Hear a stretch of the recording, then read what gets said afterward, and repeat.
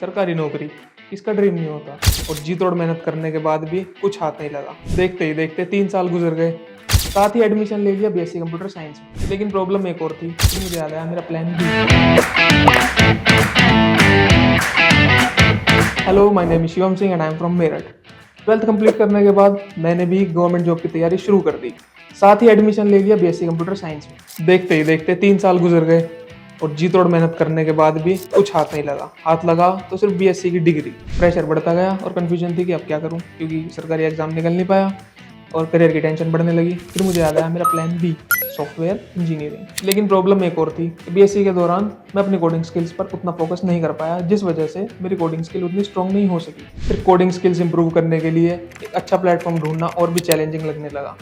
कहीं पर फीस इतनी कि अफोर्ड नहीं कर सकते, कहीं पर वीकली सिर्फ 2 घंटे की ट्रेनिंग और endless wait for doubt clearing. फिर मेरे एक दोस्त ने मुझे बैंकॉम सजेस्ट किया, जो वहीं से ट्रेनिंग ले चुका था और काफ़ी सक्सेसफुल भी था।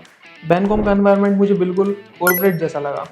वहाँ पर आपको 8 आवर्स की डेली ट्रेनिंग, पर्सनल मेंटोरशिप और लाइव प्रोजेक्ट्स पर काम करने को मिलेगा। यहाँ मैंने 3 महीने लगातार हार्ड वर्क किया और काफ़ी लाइव प्रोजेक्ट्स पर काम करने के बाद मेरा कॉन्फिडेंस बूस्ट हो चुका था। आखिरकार मेरी सबसे बड़ी प्रॉब्लम सॉल्व हो गई। एक रेप्यूटेड एमएनसी में जॉब मिल गई और इसका सारा क्रेडिट जाता है बैंकॉम की मेंटरशिप और गाइडेंस। अगर आप भी क्लियर डायरेक्शन की तलाश में हो, I would suggest you to join बैंको। Trust me, you won't regret.